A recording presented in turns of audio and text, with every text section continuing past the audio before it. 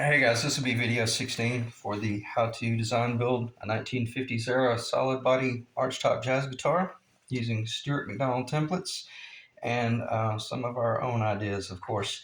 I'm going to try to keep this video probably under 10 or 15 minutes because I'm having major problems with my phone to the point where I'm doing everything I can to keep a good attitude. So let me dive right in.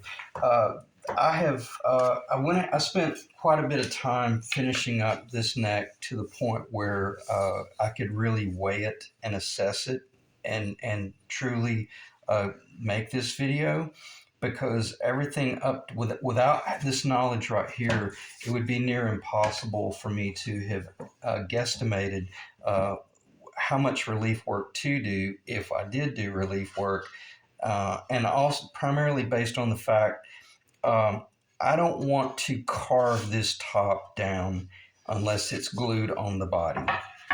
I can do that, but because this is going to be an eighth of an inch thick out here, that's too thin. I need to be able to epoxy this top onto the lower so that I can then do all the carving and the shaping and the machine work, etc., etc. Why? Because now I have a perfect platform. Okay. When I say perfect, I mean whatever this dimension is here, I'll bet that piece of material, it's that all the way around the whole guitar. It's just spot on perfect. And that allows you to do really, really incredible precision machine work when it comes to doing your binding. If I were to try to carve this on the table just so that I could figure out, am I going to save 50 grams or not, what's going to make my job miserable when I try to glue all this on, okay, or machine it later on. So I'm going to do, again, a very short video here, and let me just go right to the issue. This guitar, once I've done all of this assessment, is going to hit at 9.91 pounds. Okay, and I'll cover in the next video about the weight difference. Is the Les Paul neck is considerably bigger than the Gretsch neck, because the Gretsch neck connects at the 14th fret. Okay, if you look at the headstocks there, there's just much more neck. Okay, so I missed that by using that as a general assessment. But nonetheless, also, this body is about a quarter of an inch bigger than my body there. So when I was comparing the body weights to that guitar, to this guitar, I was missing it from a little bit here, a little bit there, a little bit left, a little bit right, and it turned into getting closer to 10 pounds than it did closer to 9 pounds. But where does that weight come from? I want to do this, but I'm afraid it's going to cut the camera off. I'm going to pull the trigger on it and hopefully not sound like I'm rushing myself. The Bigsby B7 with the Callahan is 365 grams.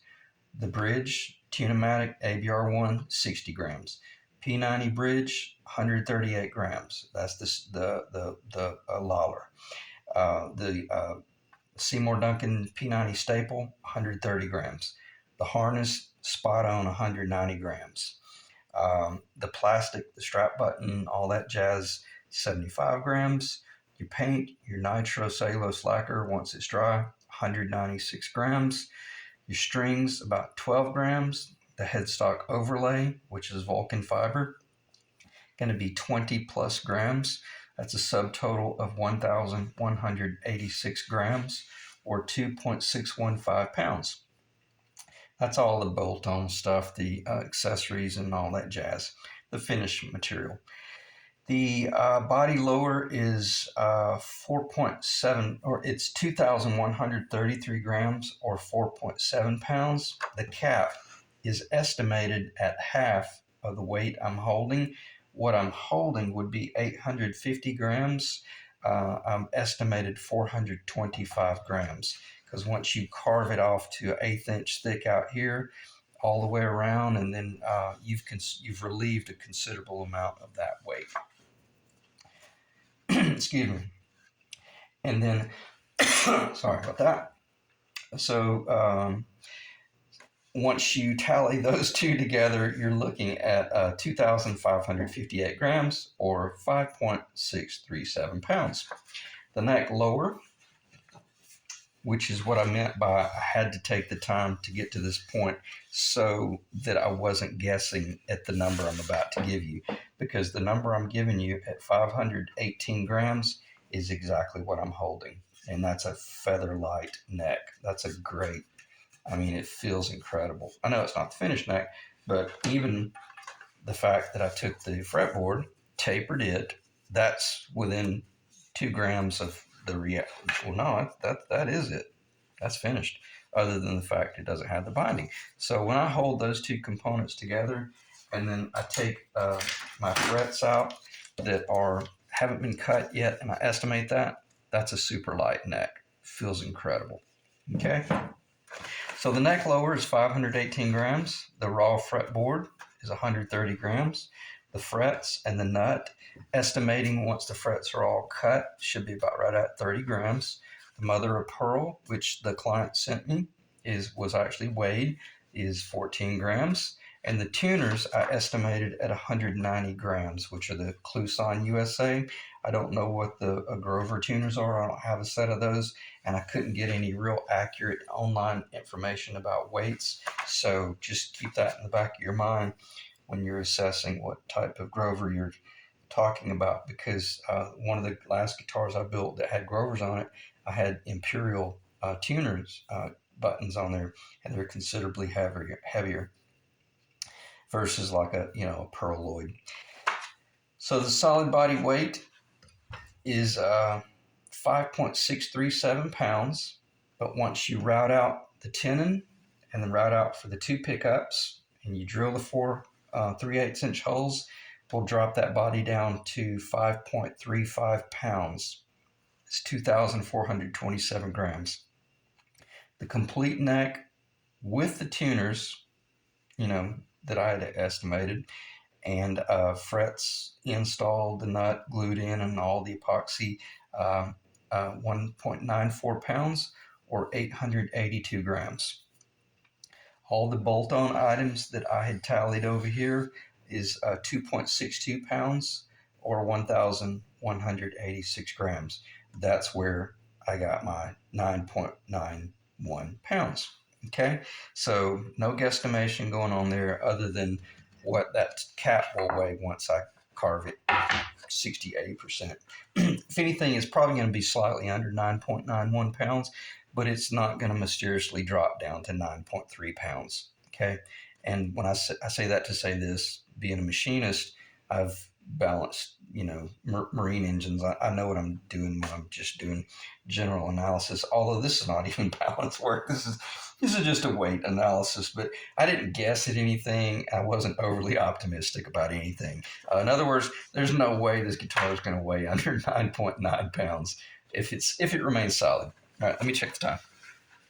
All right, we are 8 minutes. I'm going to try to end this at 10 to 12 minutes. And if it doesn't work this time, I'm going to be furious. Okay, how did I pull this off? And again, I'll apologize one more time. I wish I could just slow down and really enjoy this whole video series. But I started out with my template, like I said to do. I used those 2 control points right there, blacked out those 2 little locations, lined everything up, clamped it in place. Then I put it on the drill press and I drilled through these. Okay. Sorry. And then once I drilled those, not only did I drill them to align everything, that's the finished bridge for the finished guitar. Okay. So that's the whole guitar is now going to be built around the bridge location. Okay. So once I had those locations, now I knew I was able to come in here and actually take that all the way down into the body. Okay. And now that top was not going anywhere. Why? Because this top that I had glued up was about 1/8 of an inch bigger than the whole body, because it's a book matched board that's a 2-piece snap top now, And then I knew that once I got all of this location in order, not only did I just center it, but I literally centered it by the actual glue line on the top. Okay, that way, if I'm ever in doubt about where's the center, I'm not. If I had gotten the top off, well, let me back up. I don't ever get the tops off. My tops are always dead center. So I know that I can pick up one of my bodies and I can look at the glue line and I know that's the center. I can't say that about other guitars that I've ever worked on, and very rarely are they based on that. And then once I got that location, I was able to put it on the drill press and obviously find that location as well. Okay. Now, this out of the way, out of the way. So now where I'm going this is once you have these three locations, or actually these four, and see that's where the tenon will be. All that will get machined out and relieved, and these two locator holes right here will become the bridge. So now it was a very efficient build, is what I'm saying. And then I came in and machined the top, which was about an 1/8 inch larger than the lower. I machined it with a 3-blade surfacing bit, and you never don't always double check, make certain that the diameter of the bearing is correct, because a lot of times I'll change bearings and I'll run a smaller bearing for binding work, but just make certain that you didn't forget to put the correct bearing on there. But when you do this, when you do pull the trigger on this, don't run it down here. There's no sense in that. You may make a mistake and destroy your body. Just start out with the bearing. In other words, the blade just barely cutting off the material, and then once you know all's well, that way, once you get to a location like this, you don't end up eating the candy bar. Or I call it getting killed eating the candy bar, because if you came in and we're doing this crap right here, boom, game over, because you're looking at this thing from the top and you're wound up trying to figure out how to make sure that nothing chatters or jumps or any crap happens. And then if you weren't paying attention, the bearing is going to follow wherever the flat surface is.